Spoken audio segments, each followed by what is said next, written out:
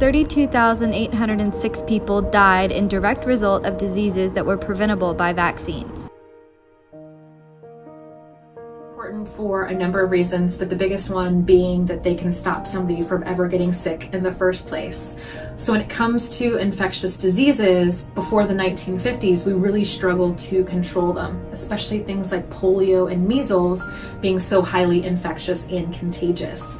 But since the advent of things like vaccines, we've seen worldwide disability, death, and just overall quality of life improve because we have vaccinations available to help control and prevent a lot of these conditions from happening in the first place.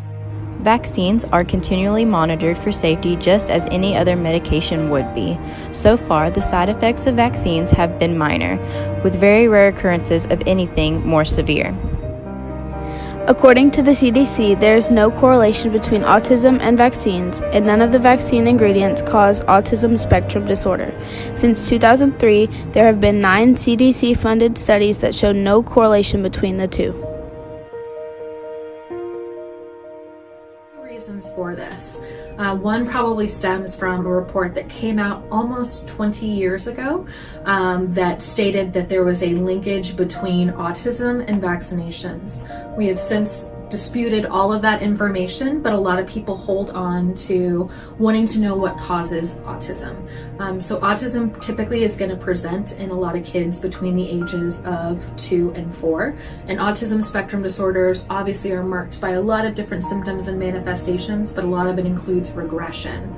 This is also around the time that kids are getting a lot of their vaccines or boosters. So it kind of makes sense in somebody's mind that, oh, I can tie back to this regression as a result of this child receiving a vaccination, which is not the case. So parents are trying to do the best for their kids that they can, but a lot of them are operating with misinformation.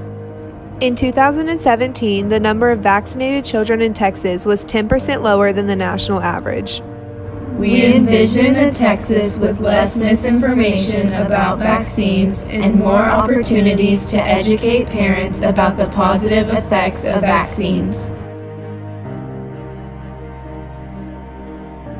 It's going to come back to how do we change any behavior, knowledge, attitudes, and skills. So a big one when it comes to not wanting to get vaccinated is a lack of information.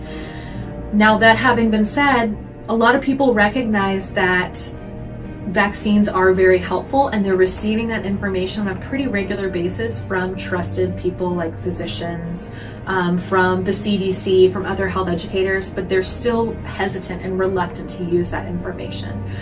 So we need to first and foremost make sure that they have that foundation of knowledge, but we also need to shift their attitudes. What are the benefits of vaccination?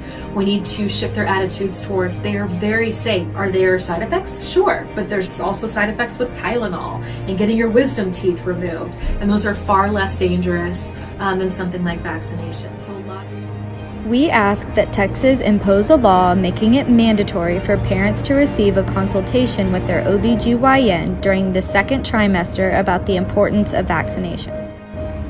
Adding a consultation could incur further costs to the patient. However, if we include this consultation in a routine appointment, we could avoid these extra costs. The patient is also saving money in the long run by not having to pay for treatment for illnesses that are preventable by vaccines. The rates of vaccinations are declining due to the wealth of misinformation regarding the actual health concerns in regards to vaccines. However, by providing a mandatory consultation about vaccines with an OB/GYN, we can combat misinformation and potentially reverse the current decline of vaccinations.